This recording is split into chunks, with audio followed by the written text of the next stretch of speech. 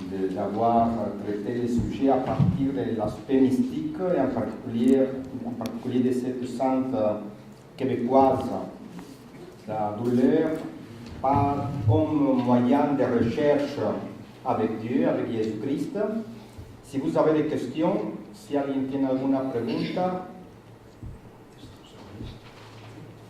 Ah, il faudrait quelqu'un. Est-ce que quelqu'un peut... Celui-là, c'est mieux. Ah oui, c'est mieux. Voilà, pardon.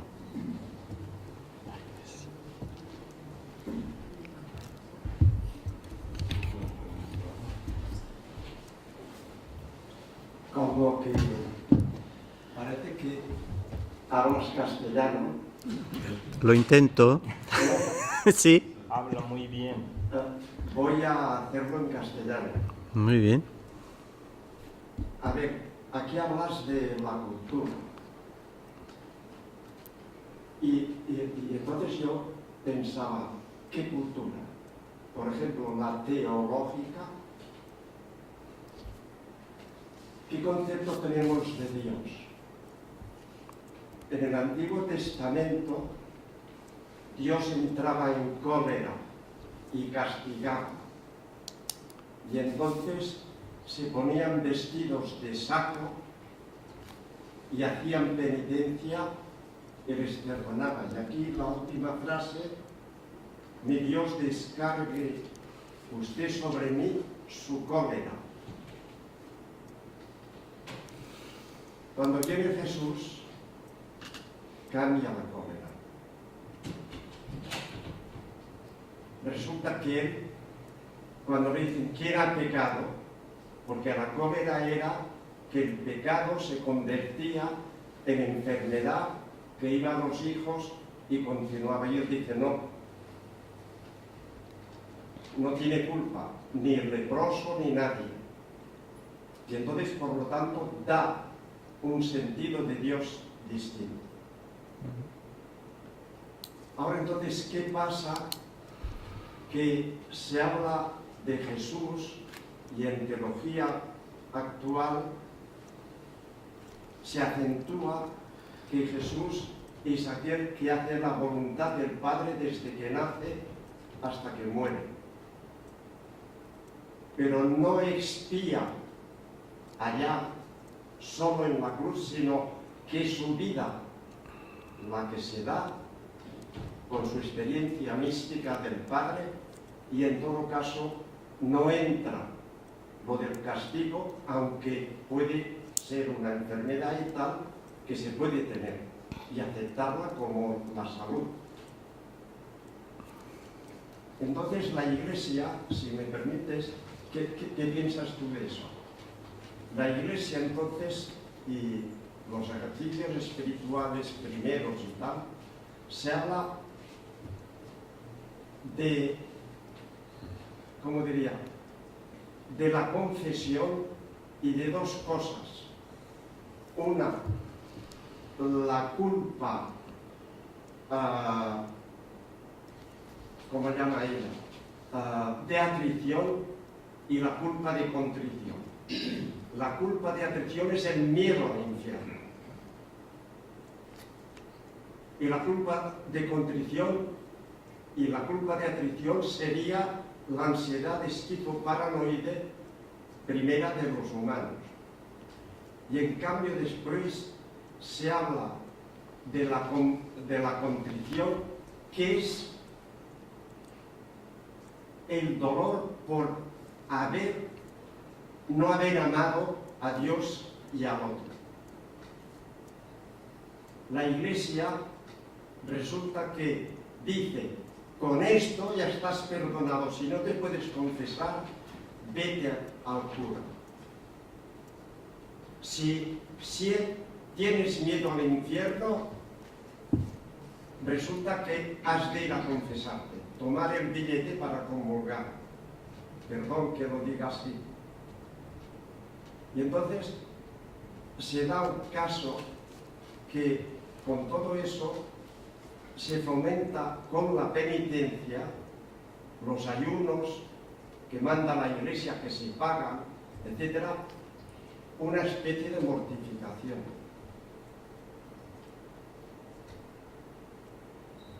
Entonces, actualmente, y los ejercicios era el miedo al infierno. Y la Iglesia dice, lo que vale es la contrición, el dolor, el no amar. Y en cambio, el infierno por aquí, el infierno por allá y el castigo por allá. Y parece que esto ha influido. Y después viene la expiación, procesiones esto lo vivió el cilicio, con hierro, y yo recuerdo de cuando tenía 17 años, un cilicio aquí con hierros para las monjas, para los que no eran monjas, pues otros para que se lo pusieran aquí. Entonces tiene que ver la cultura y la teología con qué se ha vivido el mensaje evangélico cristiano, o el ser humano. Hay momentos que con esta ansiedad, este tipo paranoide, ha de castigarse. Bueno, solo digo esto que he dicho mucho. Alors, c'est pas facile. Je sais pas, on m'entend là? Si lo explicas y si estás de acuerdo. Je sais pas, ça marche ça? J'entends? Oui. Alors, c'est très difficile de résumer parce que ce sont les termes de théologie. Moi, je ne suis pas théologien. Hein? Donc, monsieur a parlé donc. Je ne sais même pas si le mot attrition existe en français. La théologie con cultura. Oui. Mais bon, il y a une explication qui est très riche. Donc, pour résumer, je ne sais même pas si le mot attrition a une... Est-ce qu'il y a une traduction française? Attrition. Simplement. D'accord. Dans le sacrement de pénitence, c'est la contrition pas parfaite. La contrition pas parfaite. D'accord, je note. On ne regrette pas totalement ce qu'on a fait. On se dit, oui, je l'ai fait et je sais que c'est mal, donc je demande pardon, mais j'ai quand même eu du plaisir, donc je ne suis pas tout à fait prêt à dire que je regrette totalement, quoi. D'accord. Maintenant, donc, monsieur a parlé donc, de l'attrition, de la contrition, des exercices, de l'expiation, de tout ce qui tenait à la culture. Maintenant, ¿está usted hablando no de nuestra época, sino de aquellos tiempos? Porque hablaba del silicio, de una... Porque Aún hay época, hay gente que lo hace. Todavía. Y que el pecado, la culpa se despía. Sí, pero toda la reflexión que he querido hacer era si no era eso un malentendido, porque ha hablado usted de la cólera de Dios, del Antiguo Testamento, de cómo Cristo vino a redimir, que normalmente todo eso debía cambiar, ¿no? Y pasar por otra etapa, ¿no? Y por eso mi pregunta más bien para usted sería, ¿no es eso un malentendido, una falta de comprensión de lo que era el mensaje de Cristo? ¿Por qué castigarse si ya Cristo murió en la cruz por los hombres? ¿Por qué castigarse? Y es un malentendido porque Cristo no murió para que nosotros nos crucificáramos. Je ne suis pas tout à fait d'accord, parce que cette question de théologie de la croix, elle a changé. Aujourd'hui, on dit ça. Mais à l'époque, en Europe, on a perdu les 2/3 de l'humanité. Le test de la guerre de 100 ans, et il faut mettre un contrepoids à la souffrance du peuple et la souffrance du Christ. Donc on est dans un processus non pas d'abord doloriste affectueux, mais purement juridique. C'est une question de croix. Ça répond à ça, c'est une théologie, c'est plus la nôtre aujourd'hui. Aujourd'hui, la théologie de la libération, etc. C'est clair. Je suis d'accord. Mais je crois qu'à l'époque, on avait quand même cette idée, alors évidemment qu'on peut rapprocher il faut se prémunir peut-être aussi de la divinité qui est une menace. Ça, dans toutes les religions, on a cette idée-là. Mais après, on a un do des, deuxième étape, où je fais quelque chose, donc Dieu va venir à mon secours. Oui, alors pour ceux qui ne parlaient pas, enfin qui n'ont peut-être pas compris le message en espagnol, nous sommes vraiment dans le débat de savoir si ces pratiques ont encore un sens aujourd'hui, si elles se pratiquent justement encore aujourd'hui ou pas. Alors, monsieur dit que oui, et puis nous avons d'autres personnes qui aussi vivent dans l'Église ou pour l'Église et qui disent que non, que c'est une chose tout à fait passée ou démodée. Alors, moi, c'est moi qui pose la question, parce que moi, je ne suis pas un homme d'église, moi. Si tu vas à Fatima, il y a des gens qui marchent, qui vont à genoux pendant... Oui. Il y a de tout aujourd'hui. On D'accord. peut trouver de tout. Oui. Les flagellants, c'est un geste bien. Si yo pienso, yo también quería decir que esto tiene que ver mucho con la teología en América Latina, en las zonas indígenas, en los lugares pobres. Hay veces que un Cristo sufriente con mucha cruz y mucha sangre le dice más a la gente que un Cristo resucitado. Entonces, por eso algunos teólogos de la liberación, como Gustavo Gutiérrez, otros hablan de bajar a Cristo de la cruz, porque se ha distorsionado, me parece, el mensaje salvador de Cristo. Alors je dis que ça me fait penser que dans certains endroits au Mexique et en Amérique latine, pour les gens pauvres, les gens indigènes, ils s'identifient avec le Christ en croix. Alors on a besoin d'un Christ avec beaucoup de sang, de douleur, parce qu'eux-mêmes, ils vivent dans la souffrance. Alors le Christ ressuscité, ça ne dit rien. Quand on n'a pas mangé, tout ça. Et c'est pour ça que certains théologiens de la libération, ils parlent de faire descendre le Christ de la croix. Oui, alors, et il y a aussi un autre aspect qui est passionnant pour le monde amérindien, et là c'est valable aussi bien pour les Iroquois que pour les Aztèques autrefois, c'est qu'il y avait aussi un culte de la douleur, à travers les sacrifices humains, à travers toutes sortes de pénitences, de mortification avant l'arrivée du christianisme. Il suffit de regarder les fresques qu'on voit dans les temples, par exemple. On se blessait avec le maguey, hein, c'est ça, comment ça s'appelle en français, les cactus, etc. Il y a toutes sortes de choses qu'on voit sur les fresques. Donc le culte de la douleur, il existait, et il y a ce qu'on appelait en Amérique, un peu partout, l'économie sacrificielle. Donc, c'est pas les missionnaires chrétiens qui ont amené cette histoire de la douleur. Alors, il y a cet aspect dont parle Francisco, qui est un aspect plus social, actuel, mais dans la culture amérindienne, il y a ce culte de la douleur. C'est pour ça que Kateri Tekakwitha, elle fait quelque chose qui lui correspond, qui n'est pas simplement importé d'Europe, enfin, à mon avis. Oui, écoute, merci de cette présentation très éclairante. Je voulais vous dire donc que le sanctuaire de Kateri est très voisin du lieu où nous sommes, et vous pouvez aller le visiter aisément. Un premier point que je voulais commenter, c'est le fait que cette femme donne l'impression d'avoir voulu absolument demeurer l'esclave rejeté des Iroquois, et qu'elle voulait au fond absolument pas être adoptée par eux, sans doute par fidélité à sa famille, quand même, à sa famille décédée, et qu'elle a transféré ça sur l'univers catholique qui s'y prêtait aisément. Bon, au-delà de ce commentaire, ce que peut-être ce qui nous interroge au fond, c'est la question du masochisme.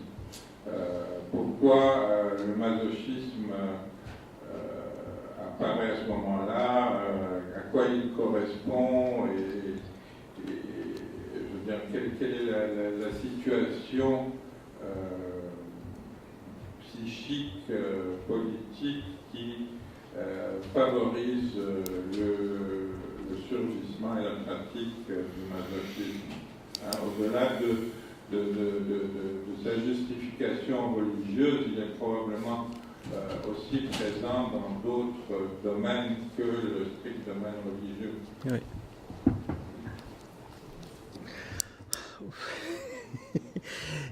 No, bueno, él comentó que efectivamente está el santuario de Cateri Tekakwitha como a 12 kilómetros de aquí. No hay autobuses ni nada, hay que ir con taxi o alquiler de coche. Y está abierto de 9 a 4, hay una iglesia, hay un pequeño museo y todas cosas de tipo devocional. Pero bueno, otra vez es una parte de la historia de esta región. ¿Qué es que le digo? Ah, y habló del masochismo. Tú puedes comentar tal vez porque ya me cansé, yo creo. Perdón. Sí, se pregunta que de lo que él habló ahorita, que si pudiera explicar un poquito más con referencia al masoquismo. Uh-huh. No, bueno, eso es cosa para los psicólogos o los psiquiatras, mejor dicho, ¿no? Je crois que le masochisme fait partie, enfin, on vient de voir des catégories tout à l'heure concernant le cancer. Oui, eh bien, ça fait aussi partie des catégories de la psychologie humaine, le masochisme. Je crois que c'est aussi vieux que l'humanité. Oui. Moi, je voulais dire que effectivement, dans le débat, là où on se demandait si c'est encore valable ou pas, et dire aussi que effectivement, il y a cette situation du rapport à la douleur existe aussi dans d'autres cultures, pas forcément à cause du christianisme. Par exemple, que ce soit sous le modèle de la transe. Parce que la transe, dans beaucoup de cultures, notamment en Afrique, que ce soit au Maghreb ou en Afrique subsaharienne, ça peut être des systèmes de thérapie. Il y a la thérapie par la transe. Ou le chicotage. Chez les Peuls, par exemple, avant, dans l'initiation du passage, on parlait des seuils. Ce matin, le seuil de l'enfance à l'adulte passe par un rite Goje, où on se chicote. Et moi-même, dans ma culture, dans la culture de mes parents, il y a dans le rite aussi le chicotage. Donc, par contre, c'est très difficile d'expliquer. Je pense que c'est toujours le contexte, qu'il soit historique ou géographique ou social, qui peut donner un sens. Parce que déjà, dans cette situation, il y a plusieurs expressions possibles, initiatiques, donc passage de seuil, qui passe toujours par la mort et la naissance, qui est symbolisée par la douleur. Mais les femmes, par exemple, quand face à l'indicible, puisque le corps est un lieu d'écriture, c'est le premier lieu d'écriture, et la parole écrite dans le corps et la chair, et on dit, en tout cas, il y a une croyance que les mots ne peuvent pas tout dire. Quand le mot ne peut plus dire, c'est le corps qui parle. Et si c'est une extrême, face à une situation extrême, c'est souvent les situations extrêmes, le corps se met en scène et c'est la parole du corps, que ce soit par la transe ou par l'interaction violente. Donc ça existe réellement encore aujourd'hui. Sí, lo que dijo es que este fenómeno del masoquismo y todo eso existe en varias culturas, que no es una cosa propia de la cultura occidental o del cristianismo, y que hacía referencia, por ejemplo, a África, donde hay muchos ritos de iniciación. Y usted habló de chicotage, no sé si todo el mundo entiende esta palabra, eso, es tipo flagelación. Ok. Les filles sautent, les mâles, les tapent ici. D'accord. C'est une manière de choisir, hein, donc peut-être c'est aussi lié à la souffrance de la naissance, c'est-à-dire qu'une femme qui peut supporter ça, Voilà, l'accouchement, elle le pourra courage. accoucher sans problème. Sí, sí. No, el dolor y el culto al dolor hace parte casi de todas las civilizaciones. Y ¿qué hacemos con el dolor? ¿Cómo manejamos esto? Qu'est-ce qu'on fait avec la douleur? Comment est-ce qu'on l'utilise? Et le corps devient à un moment donné un objet, ça peut être un objet de plaisir et de douleur. Et comme j'ai par exemple mentionné le sadisme, on a parlé du masochisme, mais évidemment ça va avec le sadisme, où là tout à coup on réunit la douleur et le plaisir. Effectivement, c'est aussi l'idée de pouvoir ne rien montrer de la douleur, tu montres le courage, etc. Parce que Oui. tu as dit aussi par rapport aux Amérindiens auxquels nos habitudes sont plus très tôt. Comme ça, s'ils sont faits prisonniers, ils vont pouvoir résister. Absolument. Je m'excuse, je suis arrivée un peu tard, mais je m'inscris quand même dans... Quoi? Bon, je voulais dire qu'encore aujourd'hui, aussi en Italie, j'en ai parlé, il y a les vertienti, les flagellanti, mais il y a aussi ce dont j'ai parlé ce matin, et que Marcel a dit avant, c'est qu'on marche pieds nus, on va au sanctuaire pieds nus, on marche sur les genoux, on monte des escaliers à l'église à genoux, et aussi on va à pied, au pèlerinage, on va à pied, c'est-à-dire c'est un moment communautaire, mais c'est aussi un moment de la fatigue. C'est de la fatigue aussi à monter jusqu'à la montagne, c'est très dur. Et j'ai entendu les personnes dire, bon, ça j'offre pour ma fille, par exemple. C'est une sorte d'ex-voto aussi, non? Oui. C'est-à-dire qu'on demande une grâce. Et là, je souffre pour que ma fille ne souffre pas, par exemple. C'est moi qui va souffrir parce que ma fille ne souffrira pas. Ou bien je t'offre, vierge, ma douleur ou ma fatigue pour avoir, moi, à la rencontre quelque chose de toi. C'est un échange. Mais est-ce que ma question alors maintenant à vous, à ceux qui savent, aux gens d'église et à ceux qui connaissent le sujet, est-ce que c'est quelque chose qui est encore encouragé par l'église ou est-ce que ce sont simplement des choses, comment dire, affectives, qui sont spontanées parce qu'on peut s'inventer tout seul un culte, se dire je vais monter sur cette montagne et comme ça ma fille va guérir ou ça va aller mieux. Ça devient un culte personnel. Mais que dit l'Église? ¿Qué dice la Iglesia sobre este tipo de comportamiento? Y es que no sé si se le anima a la gente todavía a hacer ese tipo de cosas, de austeridades. A ver, se ha hablado del dolor. En la Iglesia se habla del dolor de atrición y de contrición, no físico, mental, interno. El dolor de atrición es el miedo a que me castiguen de una u otra manera.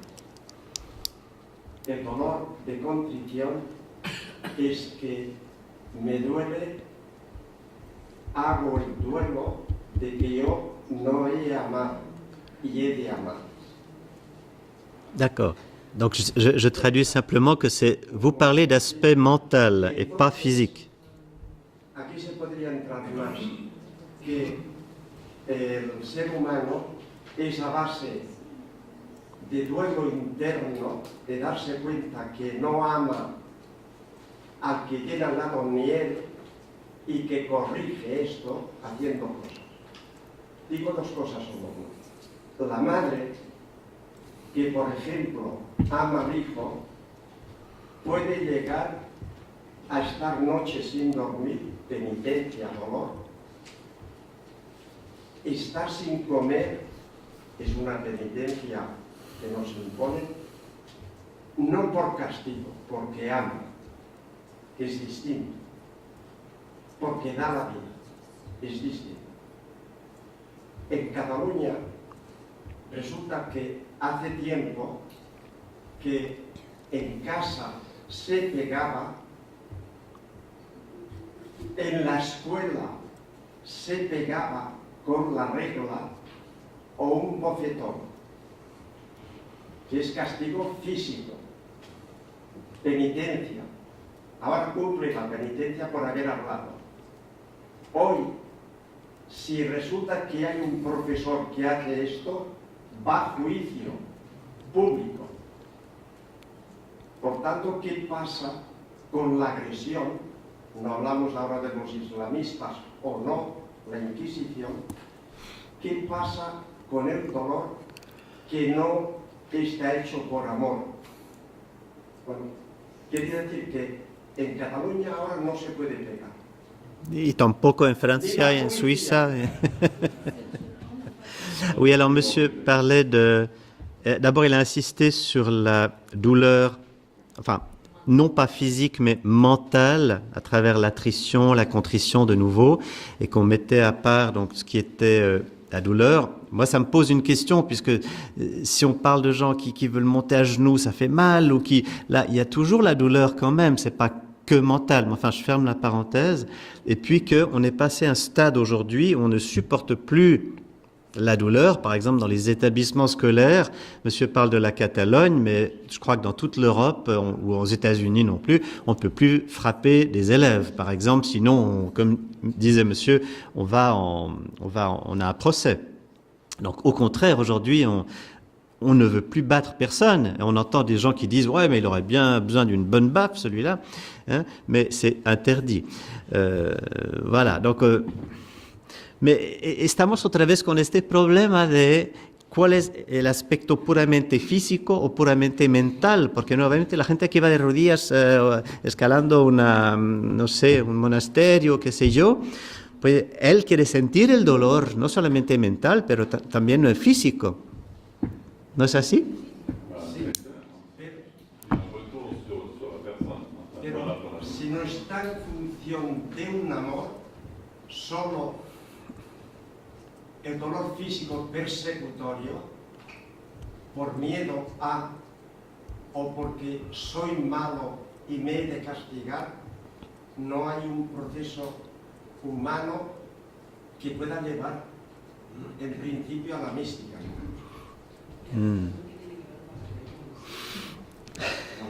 Compliqué. Pour réparer à vélo à Compostelle, c'est douleur. C'est rien, en tout cas. Mais j'étais persuadé que ça ne servait à rien. Ça, c'est la différence. Moi, je crois le problème du rapport.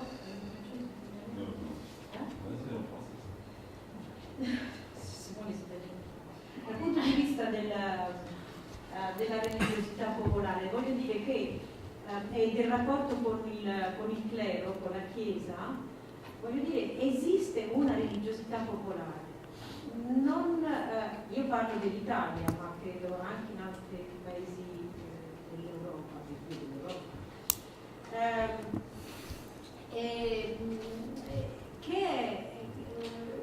il clero non è d'accordo su molte di queste pratiche o modi di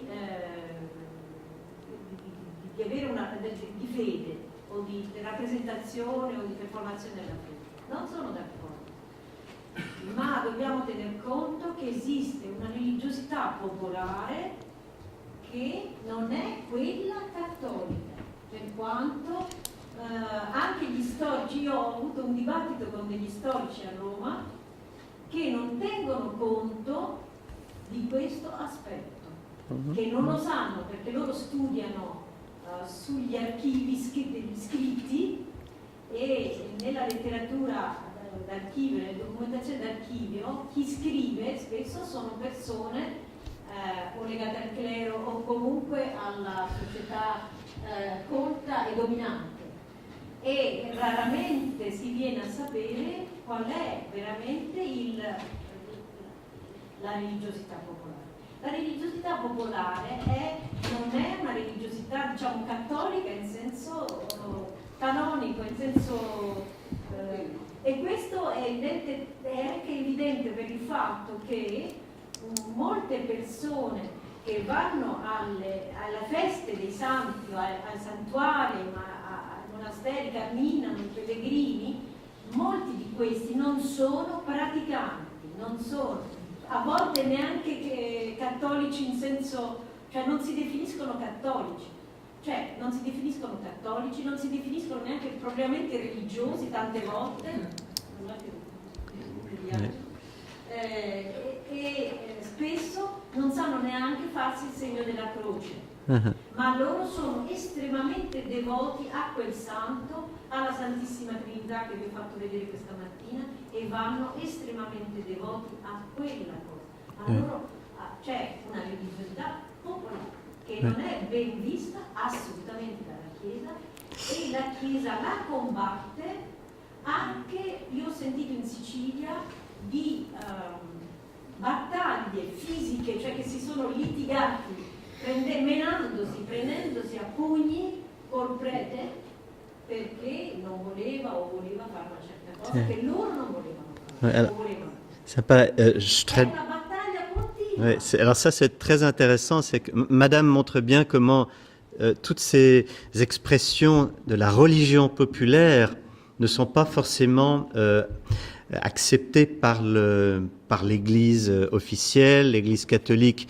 Mais moi, je me pose quand même la question, parce que vous parlez de l'Italie, mais tout ce que vous avez montré, on peut le voir aussi dans d'autres, comme en Espagne, par exemple, on a des choses extrêmement semblables. Mais quand vous allez à la Semaine Sainte à Séville, et dans les autres villes d'Espagne, le clergé participe. Alors, est-ce que les gens qui ont des chaînes aux pieds, etc., ils font partie de confréries? Ces confréries, elles sont pas, elles sont pas interdites par l'Église.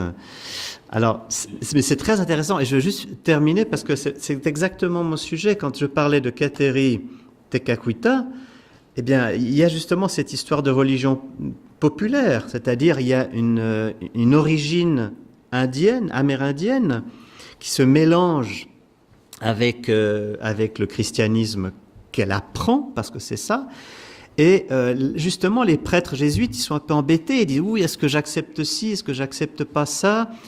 Alors, on cite par exemple le cas du prêtre qui, tout à coup, donnait un petit fouet à une indienne en disant, voilà, on va lui donner ça comme un jouet. Mais en fait, il ne faut pas en faire trop quand même. C'est toute la difficulté entre comment contrôler ce que va faire la religion populaire. Mais ça, c'est un vaste débat. Je dirais qu'on est ambivalent. Vous avez deux manières de faire. Soit vous avez la manière de Saint Colomban qui va couper les pieux sacrés des Germains. C'est la position protestante, si vous voulez. On va éliminer tout ce culte populaire.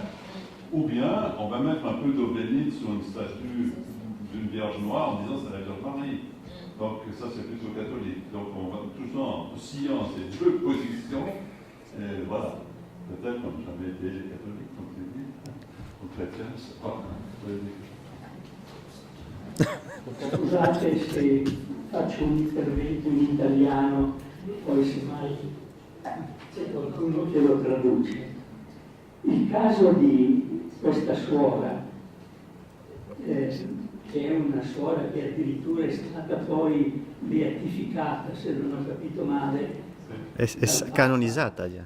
Secondo me è semplicemente ciò che inevitabilmente si è verificato da Gesù Cristo in poi, perché il suo messaggio, che aveva suscitato una forte adesione, i discepoli l'hanno seguito, sulla sua parola si sono trovati infinite persone, inevitabilmente il suo messaggio si è sempre rivestito delle categorie umane delle persone che l'hanno accettato.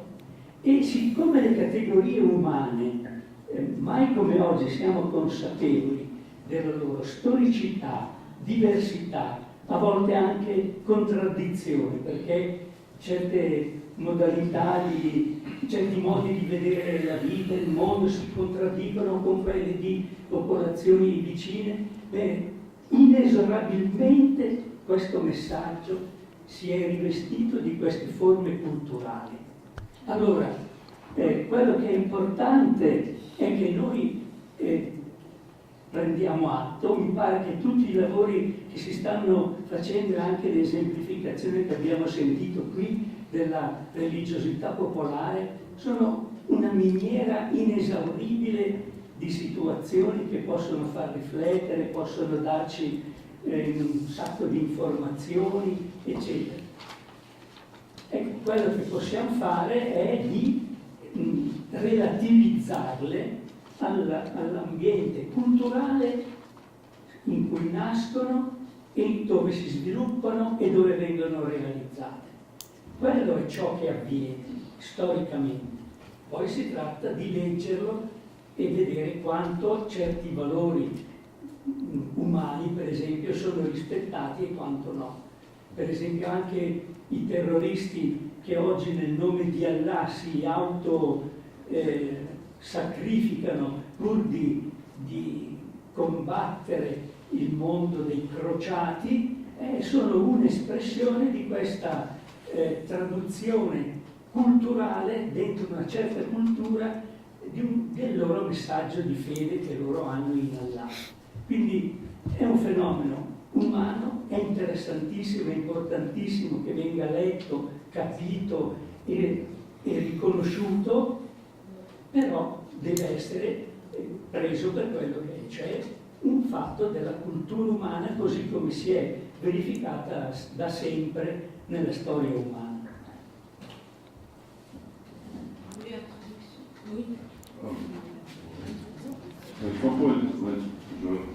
On parle d'histoire, hein, c'était juste rappeler que dans l'histoire, le christianisme a été martyrisé, et martyr. Une fois que le christianisme est devenu sous Théodose officiel, où est l'hérosité du christianisme dans la vie religieuse? Imagino que sí, si no, pasamos la noche aquí. Non, mais très rapidement, il dit que depuis Jésus-Christ, la religion s'est moulée sur l'histoire et sur les diversités culturelles, pour être très rapide et synthétique. C'est ça.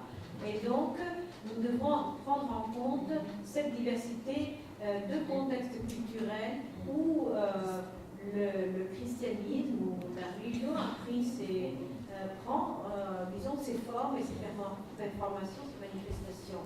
Même pour le cas de l'islamisme, où les gens se font exploser en nom d'un Dieu. C'est une question que l'humanité se représente ou se manifeste de cette manière historiquement dans son contexte.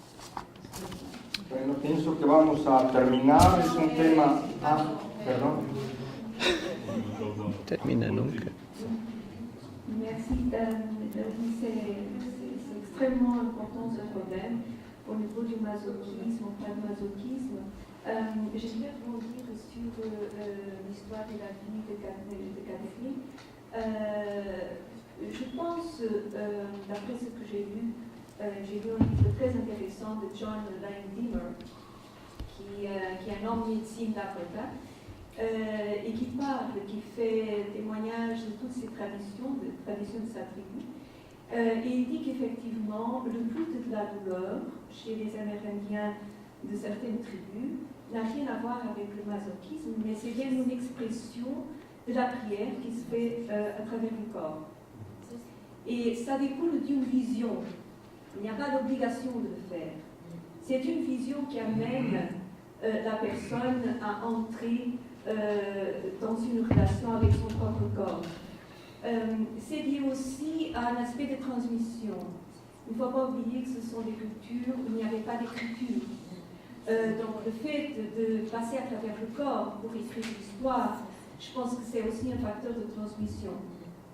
Il raconte par exemple qu'au moment de son initiation à l'âge d'adolescence, pour accéder à sa vision, qui n'est pas donnée, il faut la chercher, dans médecine, il a reçu de sa grand-mère un petit sachet avec des petites pierres de guérison et des petits carrés de peau de sa grand-mère qu'elle avait taillés dans son corps pour transmettre le courage et transmettre tout ce qui est inexprimable de la sagesse de la tribu. Et je pense qu'il y a ce facteur-là aussi. Merci. Alors, juste, j'essaye de répondre rapidement parce que c'est dur de parler de la culture amérindienne d'abord comme un tout. Il faut voir qu'aujourd'hui, les communautés amérindiennes n'ont pas très envie d'entendre parler de ce culte de la douleur et de ces supplices qui ont eu lieu et qui sont documentés, n'est-ce pas qui ne sont pas des choses qu'on a tellement envie d'entendre, d'autant que ces peuples ont passé par tellement d'épreuves qu'on veut un peu tourner la page, on ne veut pas rappeler ces aspects-là. Alors, il y a encore par exemple ce qu'on appelle la danse du soleil, où les jeunes gens attachent